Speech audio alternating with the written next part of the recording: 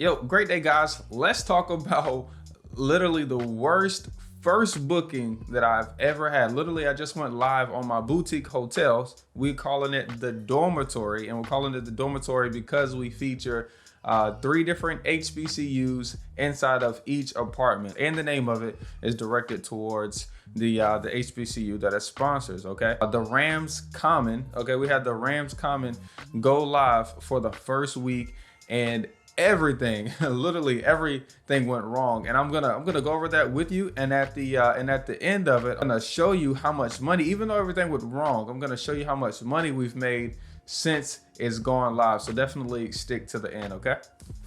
What's up, guys? It's your boy Sawan Belcher. Welcome to the This Is Me Taking Action YouTube channel. And here we talk about business, finance, and how to make as much money as you want, right? Using real estate, while you cherry pick the very best deals for yourself, okay? And today I'm actually highlighting one of my favorite ways to make cash flow. As a real estate investor, we have to have multiple streams of income, right? So we can, number one, get paid every day, right? Doesn't that feel good? I am so grateful now that money comes in and out of my account every single day, okay? So I'm using short-term rental right now as a way to increase my net cash flow, and then also increase the return on investment, ROI.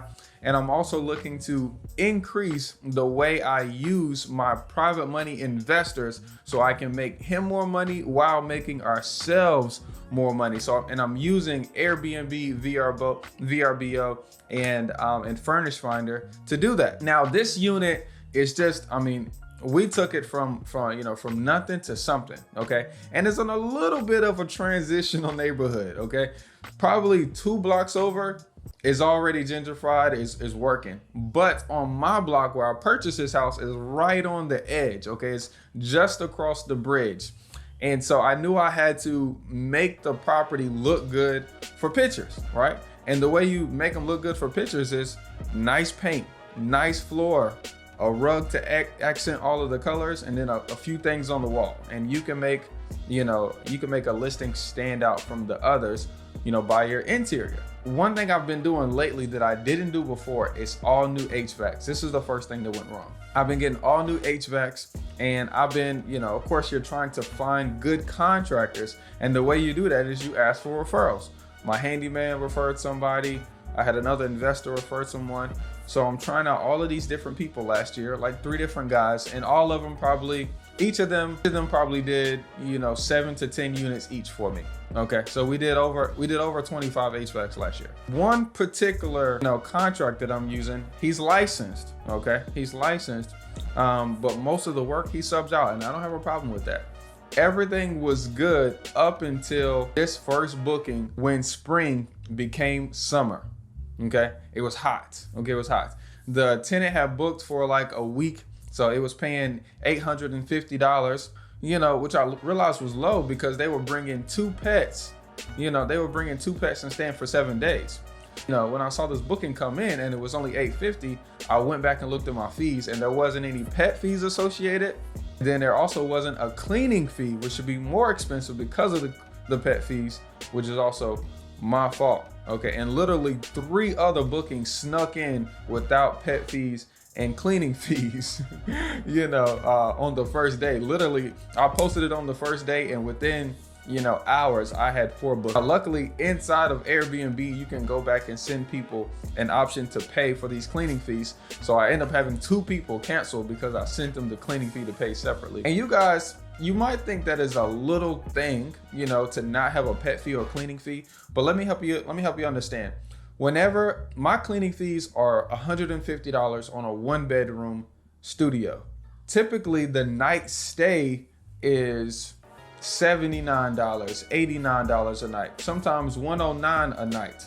Okay, so somebody staying for 2 days at $79 a night with a stay of $150, they don't typically want to pay a cleaning fee of $150. The people who don't mind paying $150 is the people who stay for a week. A week times 79, add on another 150 is like, so what? Okay, so my fees help me get the kind of person that I'm looking to get in my units, who stay long, pay longer money, keep the place clean, you know what I mean, who complain about the little pieces of stuff, that most people won't pay for, who don't care about that stuff, but you want that because you want to make your property better, especially being on Airbnb. So that was another mistake. Okay. So when I realized I didn't get the fees, sent it to him, he paid it, no worries at all. Okay. When they checked in, they notified me that, hey, it's hot in here. I said, well, the HVACs are new, so it can't be anything wrong. Now, turns out it was wrong. It turns out the HVAC guy that I hired didn't actually finish the job. Okay. So to make it short, he had it jimmy rigged in a way to make it look like the HVAC was fully installed, but it was really running on emergency heat. And I was trying to figure out why my Duke energy bill was so high and nobody was in it. Not good. Okay. That was the first thing wrong. So I hit up all of my HVAC guys, and when Jose went out there, he told me all of the things that was wrong with the units, and that it would be at least $3,000 just on one unit to get back running, and $4,000 on the other unit that's on unit 2 on the A&T side. Luckily, I had some money, so we actually got that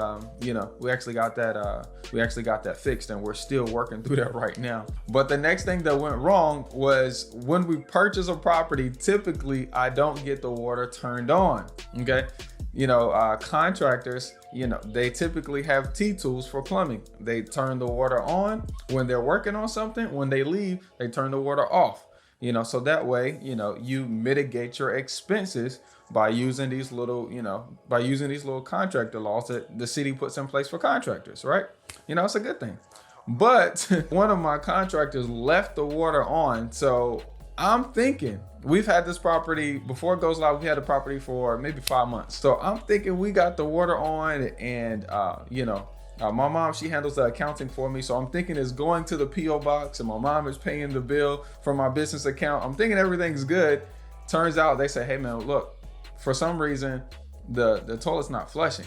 And I was like, did you guys clog it up? And he's like, well, no, we didn't put anything in there. I was like, oh really? And it's just not flushing at all? I was like, no problem, I'll get a plumber over there. And within 5 minutes, he said, man, the whole apartment doesn't have any water. And I was like, oh my gosh. I went down to the city, and turns out we've been riding the previous seller's bill. Man, that was completely my fault. The next thing that happened, every day there's a complaint, by the way. I mean, and some days it was multiple complaints. It was terrible. The next thing that came up was I forgot to get the gas on. Now, I forgot to get the gas on because in all of my houses, if it has gas, I typically convert whatever's gas to electric. Because when you have tenants and the tenants don't pay and they move out, typically the first thing they'll stop paying is gas. So whenever you have a new tenant that comes in, gas company still wants their previous bill paid, so the landlord gets on the hook for that. But so I take all of the gas out. So if it's a water heater or a stove or HVAC, I typically change those to electric. So that way I don't have that problem anymore. And then I can also charge more for rent, because it's, less bills that the tenant is responsible for, right? Makes sense, right? In this case, for some reason, I completely missed that this whole apartment is based off of gas water heater that heats up the whole house. So the day that they checked in, they said, hey man, we just got in to take a shower. We took the coldest shower of our life. What's up with the hot water? And I'm like, oh my gosh, I got to get the hot water on for them. So that was another huge mistake. So I ended up discounting the first day because of the hot water and because of the AC. It ended up going into the third day. Like I said, they complained about they complained about the windows not being locked. So many things went wrong with this one. I mean, literally, even there was 2 older white ladies and 1 older white man that randomly walked inside of their unit while they're there. Luckily, they had dogs that scared the people out, but literally people walked into their unit because they thought their friend, that had lived there before we purchased it was still there. So all kinds of things went wrong. Okay. Now let me tell you what I'm grateful for. I ended up refunding their whole stay. I said, hey, look, you guys can have the $800 back. I appreciate it. They said, hey, no problem. We want to extend our stay. And I'm like, are you sure? Had the worst experience. They said, no, even though something was wrong each day, he said, number one, your price was way better than everybody else's in the market. And I said, well, I know this is the first day. Typically something goes wrong on the first day. So I discount it so I can go ahead and get past all of these hurdles. And he says, oh, I like that. He said, even though something was wrong every single day, I was willing to come over and fix it quickly. Okay, so that's one thing that I learned about this whole experience. He said he would respond to me via Airbnb Messenger. I would respond within 10 to 15 minutes. And then I would have somebody over there within 2 or 3 hours to take care of the issue. And when they left, it was taken care of, or they had a status and the person's phone number that was coming back the next day to finish it the following day. He said he really liked that. So number one, my price was lower. Number two, my the people on my team were nice and they had guest service, and we were responsible and got the stuff fixed quickly. So he was willing to extend his stay after that. Okay. Now here's the even better part. So I gave him his money back for the first one. I had the other unit, the A&T unit. Okay, this one is called the Village Commons. I said, hey man, I got somebody moving into this one the day you check out. So you can't extend, but you can come over to this other new unit that I was just about to release. And you can tell me all the things that are wrong there, and I'll give you another discounted price. And we'll do it off of Airbnb, so that way he doesn't have to pay more, and I'll get paid the same amount that I was going to get paid. He said, cool. So he ended up even moving into the A&T unit, and he still extended his day a second week past that. And so I've made $2,000, okay, off of this guy that I literally had my worst first booking with ever. I've made $2,000 off of this guy.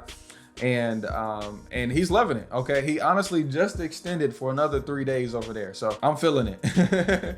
So what I think you guys should get that I got is, whenever there's a problem, be upfront about it, and then have someone in place to take care of it for you. Okay, now the beautiful part is the guy who checked in right after they checked out of the Rams Commons, he paid $500 for the weekend.